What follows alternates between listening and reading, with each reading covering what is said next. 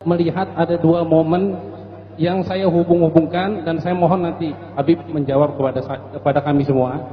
Pada saat yang sama, dua momen ini keluar berbarengan dengan alasan membuat konstruksi rel kereta api Jakarta-Bandung dan pelabuhan-pelabuhan di seluruh Indonesia. TV One menyiarkan akan datang arus 10 juta orang dari negeri Cina, pekerja kasar, untuk membantu. TV One berkali-kali mengulang itu pernyataan. Kemudian pada saat yang sama juga tiba-tiba keluar keputusan Menteri Dalam Negeri, KTP seumur hidup bagi anak lulusan SMP umur 17 tahun. Seperti kita tahu, anak umur 17 tahun baru lulus SMP, belum lulus SMA, umur 17 tahun dia harus wajib untuk mendaftar membuat KTP. 30-40 tahun kemudian ada yang aneh, dia sudah menjadi nenek-nenek, KTP-nya ya tetap itu, foto tidak berubah-ubah. Menurut saya itu kebijakan yang tidak masuk akal. KTP anak SMP, lulus SMP, 30-40 tahun kemudian ya KTP-nya itu juga. Terus pada saat yang sama arus 10 juta orang asing ini masuk ke sini. Nah, saya pribadi menghubung-hubungkan ini salah satu strategis untuk memenangkan pemilu-pemilu yang diinginkan oleh orang-orang mereka. Nah, bagaimana FPI menyikapi pendapat saya ini? Mohon maaf. Ya, terima kasih banyak Abi Hasan, jazakumullahu khairul jazak. Tentang serbuan pekerja asing dari negeri Cina, ini memang merupakan tantangan berat buat kita semua. Jadi perlu kita ketahui, beberapa waktu yang lalu Presiden kita memang mendapat bantuan kucuran dana dari negeri Cina untuk pembangunan. Tapi tolong dicatat oleh semua ikhwan yang ada di sini, dana bantuan untuk pembangunan dari Cina yang jumlahnya ratusan triliun itu tidak cuma-cuma. Pertama, itu sebagai pinjaman yang berbunga. Yang kedua, ini yang perlu kita tahu, bahwa ada kompensasi pembangunan itu harus dilakukan oleh perusahaan Cina. Nanti kan duitnya masuk ke sana lagi. Dan nggak sampai di situ. Yang ketiga, perusahaan Cina yang membangun itu akan menggunakan material, konstruksi dan lain sebagainya juga dari Cina. Yang keempat, untuk melaksanakan proyek-proyek tersebut, tenaga kerjanya pun ada persentase tertentu harus dari Cina. Nah, makanya ada beberapa proyek, katakan 900 tenaga kerja, yang 300 dari Cina. Kalau 9.000 tenaga kerja, yang 3.000 dari Cina, 30% lebih. Nah, jadi artinya di sini kita lihat, yang ngasih utang Cina, negara Cina nih, pakai bunga, kita bayar utangnya pakai bunga nanti. Terus kita punya proyek, mesti perusahaan dia juga yang kerjain. Dan beri materialnya, mesti beli sama dia juga. Nah, kemudian tenaga kerjanya mesti tenaga kerja dari dia juga. Jadi ini betul-betul satu penjajahan ekonomi. Jadi ini yang menolak sudah banyak, bukan hanya dari kalangan Islam, tapi hampir seluruh elemen bangsa Indonesia apapun agamanya yang cinta yaitu kepada negara ini, yang punya semangat nasionalisme dan kebangsaan yang tinggi, mereka semua menolak. Dan ini nggak boleh dibiarkan. Ini yang perlu. Dan lagi pula persoalan tenaga kerja yang didatangkan tersebut, saudara, itu kan mestinya harus melalui bukan hanya sekedar perekrutan perusahaan mereka, tapi juga harus melalui penelitian pihak kita. Kita mesti tahu yang diturunkan ini intelijen bukan, yang diturunkan ini tentara bukan, yang diturunkan ini sebetulnya siapa. Nah, jadi ini sudah bukan lagi menjadi konon katanya, tapi real. Tenaga kerja Cina itu sedang menyerbu Indonesia. Itu pertama yang saya mau bicara. Yang kedua, ada hal yang sangat tragis, bukan lagi ironis, tapi tragis. Manakala saudara di kita punya negeri, ini sarjana yang baru lulus sekolah mau cari kerja setengah mati. Itu antri untuk mendaftar ujian PNS aja 3 hari 3 malam. Mereka mesti antri. Setengah mati. Saudara, satu cari kerja setengah mati, ditambah lagi yang kedua, yang udah dapat kerja banyak di PHK. Ini bangsa kita sendiri. Udah bangsa kita cari kerja susah, banyak yang di PHK, akhirnya banyak yang terpaksa jadi TKI dan TKW di luar negeri. Sementara kita lagi kesulitan menyediakan lapangan kerja sedemikian rupa, lah kok lapangan kerja yang ada dikasih bangsa Cina. Ini bangsa Cina yang saya maksud di sini yang datang dari RRC ini ya. Bukan Cina yang warga negara Indonesia, bukan. Kalau Cina warga negara Indonesia, mereka punya hak sipil yang sama dengan kita. Tapi ini saya bicara tenaga kerja dari negeri Cina. Loh, orang kita lagi banyak yang di PHK, kita lagi sulit mencari kerja. Saudara, banyak orang-orang kita terdampar, saudara, di penderitaan menjadi TKI dan TKW.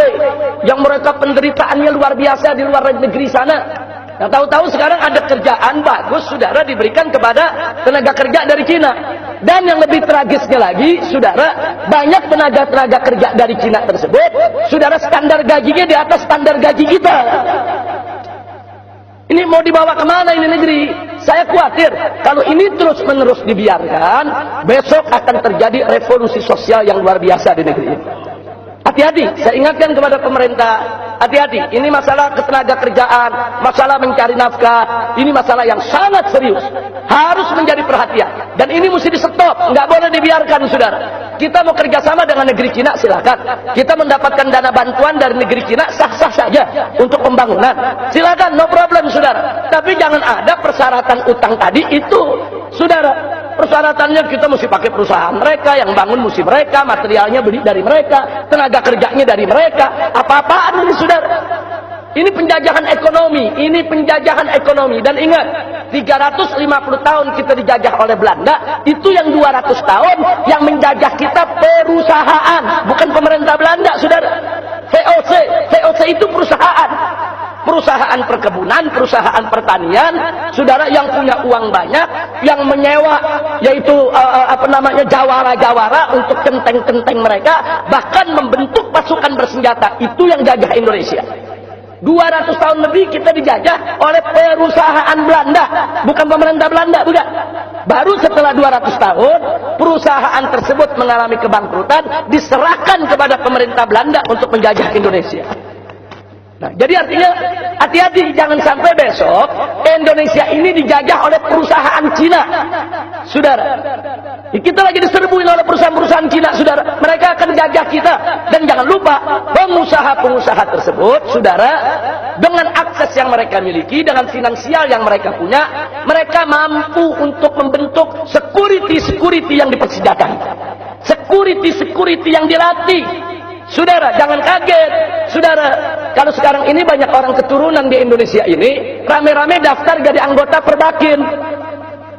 Kalau mereka daftar jadi anggota Perbakin, artinya apa? Mereka boleh bawa senjata, mereka boleh punya senjata, mereka boleh menggunakan senjata, walaupun alasannya untuk olahraga atau untuk berburu, saudara. Nah, kenapa orang-orang pribumi pada nggak jadi anggota Perbakin? Ya karena bayarnya mahal untuk bikin kartunya, saudara. Tapi bagi mereka, sekedar bayar 3 juta, 5 juta, 10 juta, kecil, saudara. Dapat beli senjatanya cuma 20 juta, saudara, dapat senjata bagus kok. Ini bahaya. Jadi hati-hati, ini negeri kita ala khatarin azim, dalam posisi yang sangat-sangat berbahaya. Jadi saya sepakat itu, tapi ini kita nggak bisa sikapi hanya dengan ceramah, hanya dengan tabligh, tapi harus ada gerakan konkret, real. Bagaimana untuk mencegah ini semua? Kita harus kirim delegasi ke DPR, kita harus pertanyakan itu ke DPR, khususnya Komisi 1 bidang politik dan keamanan, saudara, untuk mencegah ini semua. Kita harus tekan presiden, kita harus tekan pengambil kebijakan, nggak boleh negeri ini dilelang begitu saja, saudara. Sekarang kita lihat, saudara, ini kekuatan pengusaha-pengusaha Cina non-Muslim di Indonesia besar. Mereka punya kerjasama yang kuat dengan perusahaan Cina yang ada di RRC. Makanya sekarang proyek reklamasi, saudara.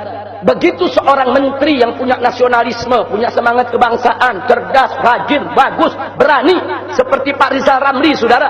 Dia protes itu reklamasi pantai Jakarta. Dia tolak itu reklamasi daripada pulau di sana. Akhirnya ribut dengan Ahok, saudara. Apa yang terjadi? Bukan Ahok yang digusur, Rizal Ramli yang diberhentikan. Ada apa? Sebab ini proyek reklamasi pantai, saudara. Ini reklamasinya sudah berjalan, duit triliunan dari investor Cina sudah masuk. Saudara, mereka sudah buat gambar apartemen-apartemen di 17 pulau, dan mereka sudah buat iklan, yaitu animasi, dan itu iklan disiarkan di televisi di Beijing, sehingga pengusaha-pengusaha Cina beli itu apartemen. apartemennya belum dibangun, nguruknya belum selesai. Saudara, unit itu udah habis laku. Nah sekarang ini berapa ratus triliun. Makanya kalau reklamasi itu di stop, sebagaimana Ahok mengatakan, kalau di stop kita akan dituntut oleh luar negeri. Memang betul. Memang betul. Tapi disinilah dituntut keberanian Jokowi.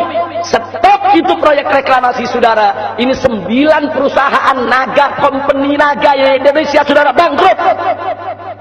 Bangkrut. Mereka harus kembalikan berapa triliun itu kepada investor-investor liar tadi, saudara. Jadi ini negeri mau dijual, saudara. Kenapa nggak diiklankan di Jakarta? Biar orang-orang kaya pribumi yang beli, saudara. Enggak. Diiklankannya di Beijing, di pinggir laut. Kalau sudah namanya di pinggir laut, besok mereka menguasai laut. Mereka bisa memasok apa saja yang mereka mau, saudara. Dan catat baik-baik. Seperti tadi saya katakan. Mereka memberikan dana. Perusahaannya harus perusahaan dari Cina. Materialnya material dari Cina. Tenaganya tenaga dari Cina.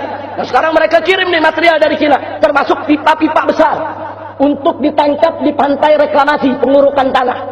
Begitu dibawa itu pipa-pipa besar sampai di Tanjung Priok, isinya narkoba. Fakta, saudara. Ini bukan konon katanya, berapa ton narkoba yang dimasukkan ke Indonesia, saudara. Ada apa dengan negeri kita ini? Dihadap ini.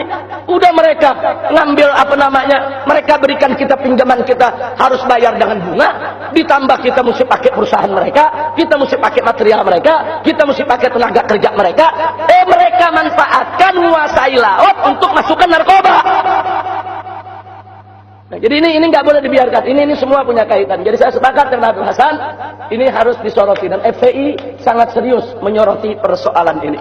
Nah, adapun soal KTP dan lain sebagainya, saya tidak ingin memberikan ulasan yang panjang, tapi keresahan Habib Hasan sebetulnya keresahan kita semua. Nah, artinya KTP itu memang seyogianya tidak seumur hidup, tapi ada fase-fase tertentu, 5 atau 10 tahun, kan ada perubahan status seseorang.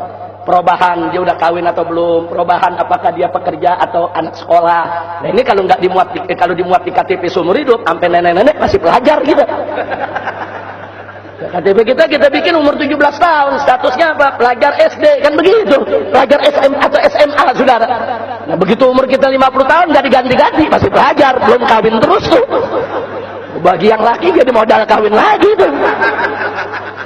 Nah, jadi saya pikir betul yang dikatakan Habib Hasan tadi, memang tidak realistis.